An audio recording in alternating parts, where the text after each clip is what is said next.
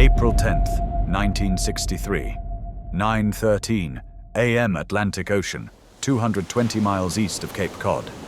USS Skylark, a submarine rescue vessel, maintained radio contact with the USS Thresher, the most advanced nuclear submarine in the U.S. Navy. Thresher was conducting a deep dive test, descending toward her test depth of 1,300 feet. Then, at 9:13, a garbled transmission came through the underwater telephone. Experiencing minor difficulties, have positive up angle, attempting to blow. The crew of the Skylark strained to understand. The signal was breaking up, distorted. But they caught fragments. Something about ballast tanks, something about depth. 2 minutes later, another transmission, even more garbled. Test depth. The first word was unintelligible. But decades later, acoustic analysts would conclude it was probably exceeding or passing. Exceeding test depth. The submarine was going deeper than it was designed to survive. At 9:18 a.m., sonar operators aboard the Skylark and a classified underwater surveillance network called SOSUS recorded a sound that would haunt them forever. The sound of a submarine hull imploding under crushing water pressure, 8,400 feet below the surface. The sound of 129 men dying instantly. But that's not where the story ends, because 24 hours later, another submarine, USS Seawolf, detected something impossible. Sonar pings, metal banging against metal. Sounds coming from the location where Thresher had gone down.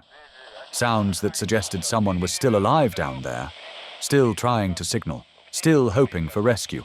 This is the story of USS Thresher, the deadliest submarine disaster in U.S. Navy history. And the classified audio recordings that suggest the official story is a lie. To understand what happened, you need to understand what USS Thresher represented. She was commissioned in August 1961. The lead ship of a revolutionary new class of nuclear attack submarines. The fastest, the quietest, the deadliest submarine the United States had ever built.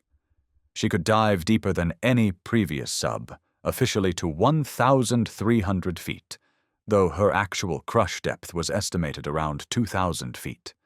She carried the most sophisticated weapons system ever installed on a submarine, including the Subrock anti-submarine missile, a nuclear-tipped torpedo that could strike Soviet subs from unprecedented distances. Her sonar could detect enemy vessels at ranges that seemed impossible. Her hull design made her nearly silent, a ghost in the depths. She was everything the Navy needed to counter the Soviet submarine threat during the height of the Cold War. But Thresher had problems. During her first year of operations, defects emerged. Silver-brazed pipe joints, connections where pipes were joined using molten silver, kept failing. These joints were everywhere throughout the submarine, connecting seawater systems, hydraulic lines, critical infrastructure. When a silver-brazed joint fails at depth, seawater floods in at pressures exceeding 600 pounds per square inch. A pinhole leak becomes a jet of water powerful enough to cut through flesh. A larger failure can flood an entire compartment in seconds. Thresher's commanding officer warned in his evaluation, "In my opinion, the most dangerous condition that exists in Thresher is the danger of salt water flooding while at or near test depth." The Navy knew. They documented the risk, and they sent her back to sea anyway. In July 1962, Thresher entered Portsmouth Naval Shipyard for what was supposed to be a 6-month overhaul. Repairs, corrections, making her safe. The work took 9 months, nearly twice as long as planned. When she finally left dry dock on April 8, 1963, there were still questions, still concerns. But the Cold War didn't wait. The Navy needed Thresher operational. On April 9th, she departed for sea trials. One final test, a deep dive to verify everything worked. She would never return. April 10, 1963, 8:53 a.m., USS Thresher, submerged 220 miles east of Cape Cod, reported her depth to the escort ship Skylark via underwater telephone. At test depth -300 feet, proceeding to test depth. Everything was routine, standard protocol. The crew was experienced. Commander John Wesley Harvey had been in command since January. He was following procedures exactly. As Thresher descended, she maintained regular communication with Skylark. Updates every few minutes, depth reports, system checks. Then, at 9:13 a.m., something went wrong. Experiencing minor difficulties, have positive up angle, attempting to blow. Minor difficulties. That phrase would haunt investigators for decades. What did it mean? What was happening down there? The submarine was trying to surface.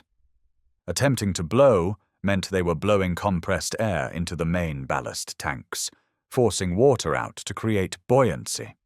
The emergency procedure when a submarine needs to surface immediately. But it wasn't working. 2 minutes passed. Skylark operators waited for confirmation. Waited to hear that Thresher was ascending, that the problem was resolved. Instead, at 9:17 a.m., another transmission came through. Barely audible, garbled by depth and distance and probably panic. 900 north, test depth. Later analysis suggested the message was, exceeding test depth, 900 feet.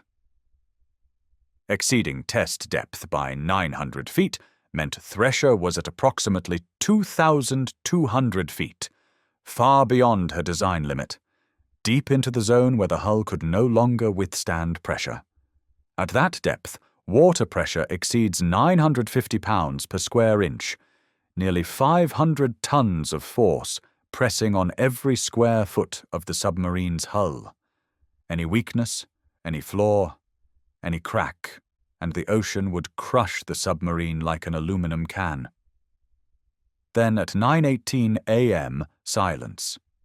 SOS-US, the classified sound surveillance system designed to track Soviet submarines, recorded what happened next.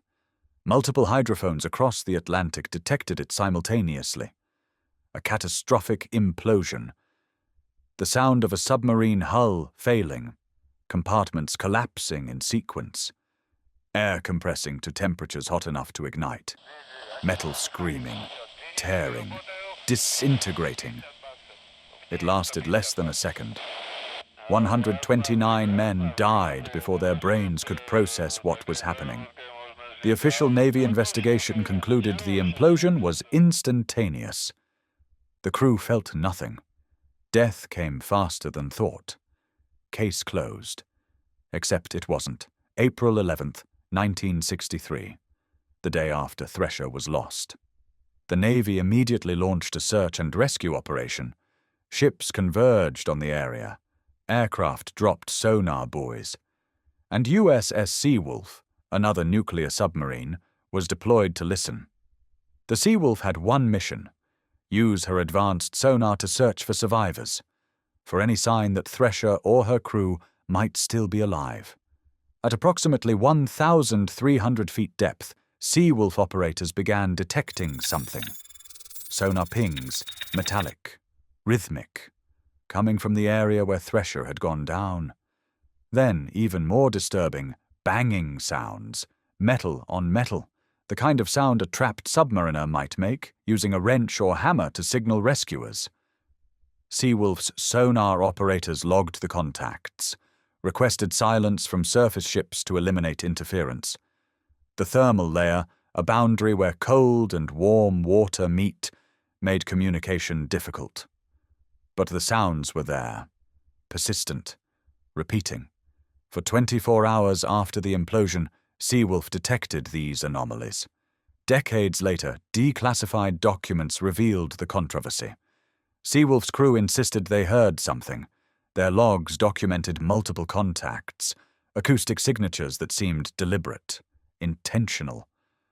But the Navy's official position? Seawolf was hearing echoes.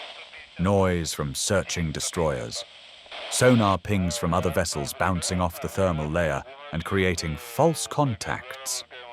The crew was confused, mistaken, hearing what they wanted to hear. Bruce Rule, a naval acoustic analyst and SOSUS expert who testified at the Thresher inquiry, later stated that the YouTube videos claiming Seawolf detected survivors were false. The sounds came from search vessels, not from Thresher. But here's the problem. Seawolf's crew specifically requested silence above multiple times. They were trying to eliminate noise from surface ships. They were experienced sonar operators. They knew the difference between echo artifacts and genuine contacts. And yet the Navy dismissed their reports, classified them, buried them. Why? The official cause of Thresher's loss, as determined by the Navy Court of Inquiry. A piping failure caused flooding, which led to electrical system failure, loss of propulsion, and an uncontrolled descent to crush depth. But that explanation has been challenged by submarine experts, acoustic analysts, and even former submarine commanders who served on Thresher-class vessels.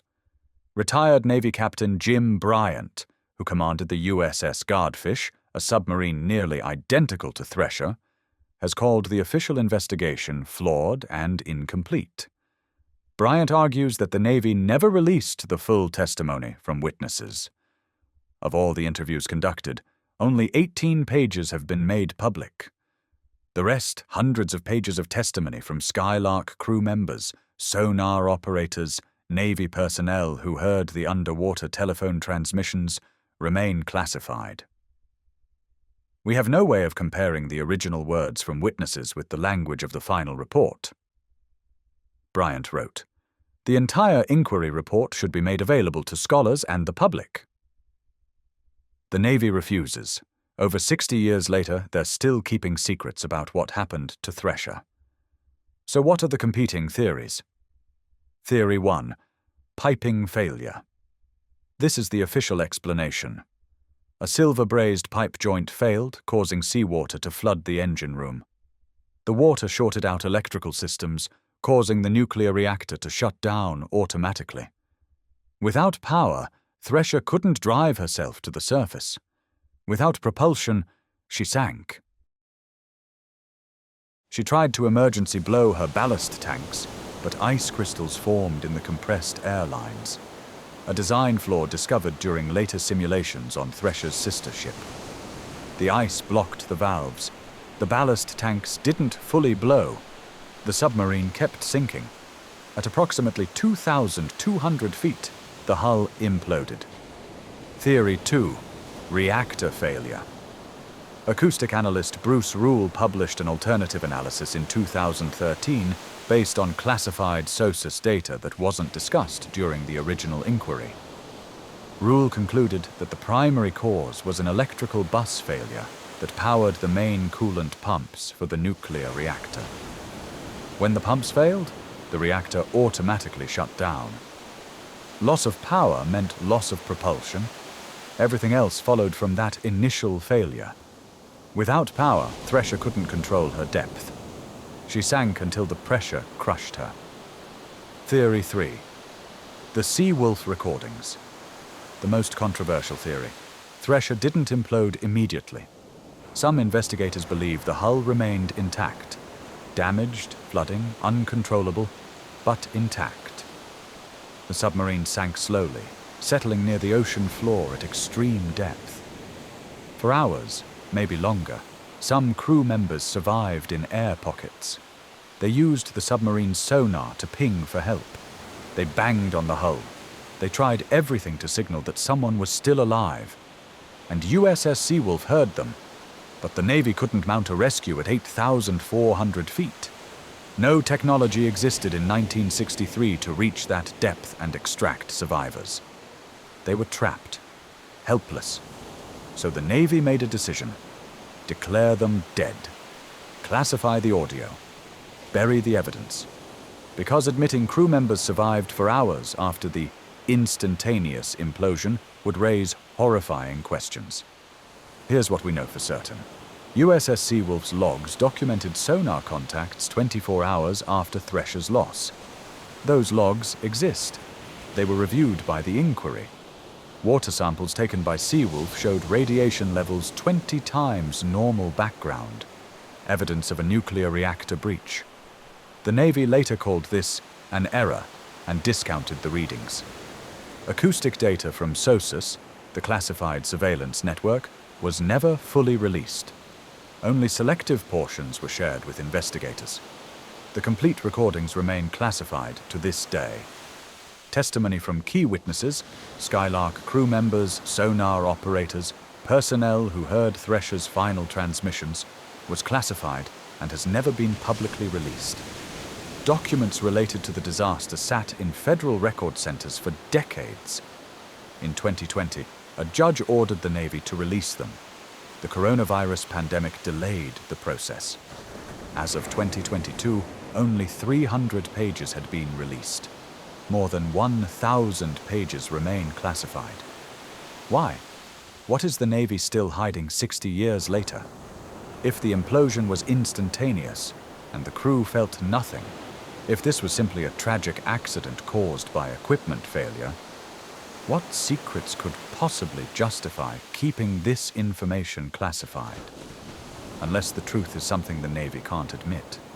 That crew members survived, that they sent signals, that they died slowly, trapped in the darkness, knowing rescue was impossible.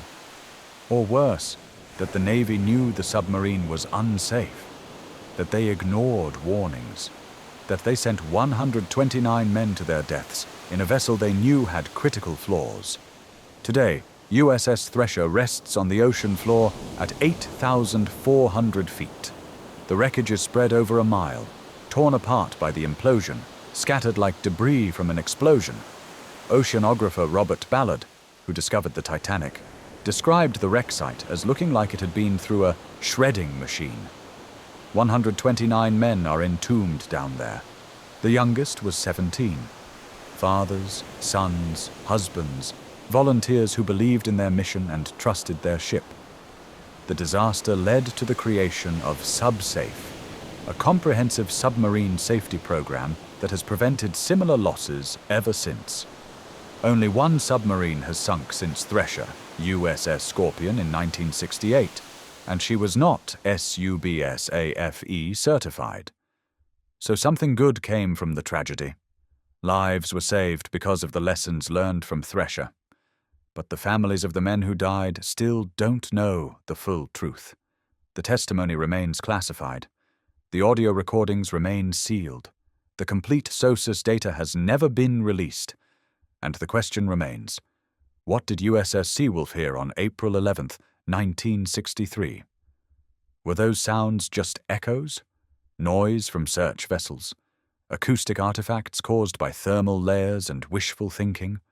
Or were they the final, desperate signals from men who survived the implosion and died slowly in the crushing darkness, knowing their country would never admit they were still alive when the Navy declared them dead?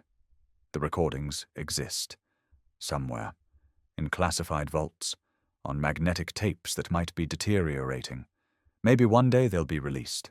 Maybe one day the families will get answers.